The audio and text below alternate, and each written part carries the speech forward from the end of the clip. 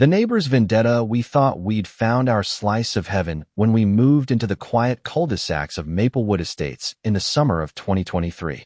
My wife, Sarah, and I were ready for a fresh start in Portland, Oregon, a place where the biggest worry seemed to be whose roses looked best at the annual garden show.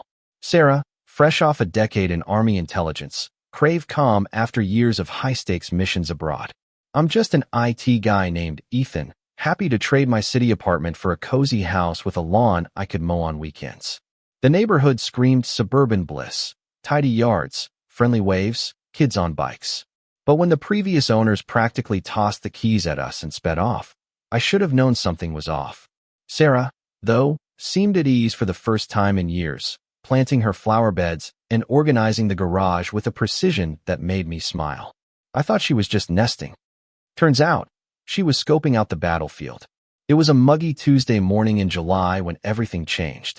Sarah went for her usual jog around the block, same as she'd done every day since we settled in. I was hunched over my laptop, troubleshooting a client's server, when a commotion outside yanked me to the window. My stomach dropped. There was Sarah, standing stock still in the middle of the street, hands slightly raised, while a guy in a cheap tactical vest pointed a pistol at her face. His name was Greg Larson, a self-styled neighborhood watch captain who looked like he'd bought his gear off a discount website. His voice shook as he barked, "You're under citizen's arrest for trespassing on private community property." It was absurd, like a bad action movie, but the gun was real, and so was the tremor in his hand. Most people would have screamed or bolted. Not Sarah. She stood there, cool as ice, her eyes locked on Greg like she was sizing up a chess move. "Sir," she said, her voice sharp enough to cut glass, "lower that weapon. This is your only warning." Greg didn't listen. Big mistake. In a blur, Sarah moved faster than I'd ever seen anyone move. 1 second, Greg was waving his gun. The next, he was eating asphalt, Sarah's knee in his back, his pistol nowhere in sight. It wasn't just self-defense. It was surgical, like she'd done this 100 times. I was still processing when Margaret Hayes stepped out of the community clubhouse, her designer heels clicking like a predator's claws. Margaret, the HOA president, had that polished, shark-like smile you'd expect from a corporate lawyer. But when she saw Sarah pinning Greg, her face went pale. "That's Sarah Mitchell," she whispered, and it wasn't surprise in her voice, it was recognition.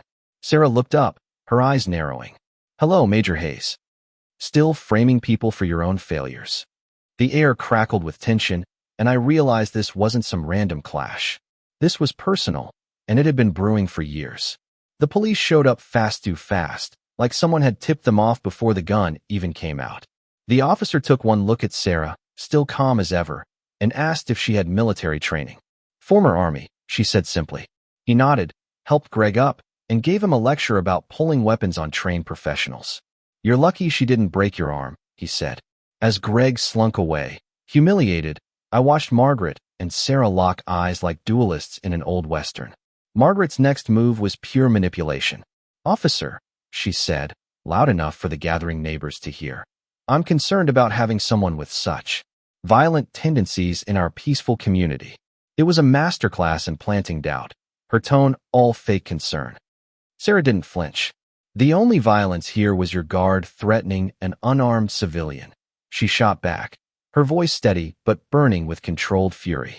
The crowd dispersed, but I saw Margaret pull out her phone, typing furiously, her face cold and calculated.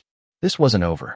That night, Sarah sat me down at our kitchen table, her expression grim. "Ethan, there's stuff about my service I never told you," she said, pulling out a folder of redacted documents that screamed classified. I wanted to leave it behind, but Margaret being here changes everything. She laid it out. Margaret wasn't just some HOA tyrant. She'd been a JAG Corps prosecutor who tried to ruin Sarah's unit in Afghanistan 5 years earlier. Margaret had pushed for war crime convictions to boost her career, fabricating evidence and coaching witnesses to paint Sarah's team as monsters.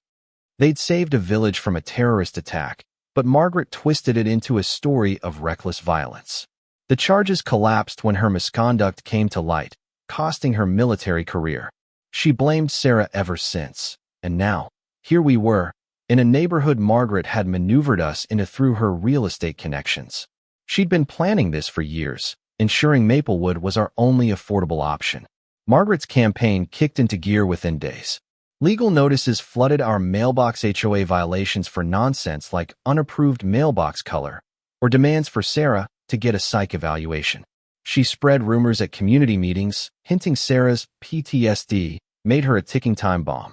Neighbors started avoiding us, their friendly waves replaced by wary glances. Then the HOA fees doubled, with security assessments that only applied to us. I dug into public records and found Margaret's shell company, Maplewood Ventures, was buying up homes from harassed military families at bargain prices, then flipping them for profit. It was a racket, and we were her latest targets. Sarah didn't panic. She fought back with the precision of a soldier. She documented everything: photos, timestamps, witness statements, building a case file that would make a lawyer jealous. Then she turned Margaret's own game against her. Using our savings and her pension, Sarah quietly bought up $50,000 of Maplewood Ventures' unpaid contractor debts. She confronted Margaret in the grocery store, of all places, with a smile that could freeze lava. "Your company owes $47,000 in bills," Sarah said, casual, as if discussing the weather. "I own that debt now. Pay up, or I start calling in investigations for your fake tax deductions." Margaret's smug grin vanished. For the first time, she looked scared. But Margaret wasn't done. She pivoted to social media, launching a smear campaign that made my skin crawl. She posted edited videos making Sarah look like a menace. Jogging past a playground became stalking kids. A friendly chat with a neighbor was cut to sound like threats. The posts went viral, tapping into fears about unstable veterans. Strangers online called for Sarah's arrest. It was character assassination on steroids, and it was working. Sarah, though, didn't take the bait. Instead of fighting online, she started hosting barbecues, teaching kids first aid, and fixing neighbors' fences. Her kindness exposed Margaret's lies for what they were. When Margaret tried a deep-fake video showing Sarah threatening children, it was a step too far. Greg, who'd been helping film her evidence, finally saw through her. He teamed up with a journalist, Tom Reynolds, who'd been investigating Margaret's schemes for months. Tom's bombshell came at Margaret's restraining order hearing. She'd painted Sarah as a danger to Maplewood, but Tom walked into court with recordings of Margaret coaching witnesses and faking timestamps. He revealed her pattern of targeting veterans, forcing them to sell their homes cheap. The judge wasn't having it. "Mrs. Hayes, this looks like harassment and abuse of process," he said, dismissing her petition and warning of sanctions. Margaret's polished facade cracked, and Greg looked like a man realizing he'd been a pawn in a game he didn't understand. The real twist came when Sarah revealed she'd been working with federal investigators. Margaret hadn't just targeted us, she'd been running a multi-state fraud network, forging military records to blackmail veterans. Her fake documents triggered a Pentagon probe, uncovering a database she'd built to sabotage dozens of former soldiers. What we thought was personal revenge was a criminal enterprise with national security implications. Margaret's press conference, claiming she was a whistleblower exposing a military cover-up, backfired when news outlets pivoted to her crimes. Her high-priced lawyer bailed, and Helen Carter, her assistant, flipped, spilling details of the scheme. Margaret's final gambit was a whisper campaign, spreading rumors about Sarah's mental health and our marriage. It was vicious hints of domestic violence, financial ruin, even suicide risks. But Sarah recorded Margaret plotting it all, proving conspiracy. The community turned on her. Neighbors who'd bought her lies apologized, horrified at being duped. Margaret faced federal charges, document fraud, extortion, conspiracy. She got 12 years, her law license revoked, her life in ruins. Helen got community service for cooperating. Greg, fully reformed, testified against Margaret, exposing how she'd manipulated him. Maplewood healed. The HOA was rebuilt, focused on community, not control. Sarah's safety classes became a neighborhood staple, and our porch became a gathering spot for friends, not violation notices.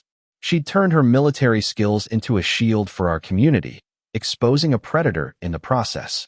But as we sat watching kids play, Sarah got a letter from the Pentagon commendation for stopping Margaret's breach of classified info.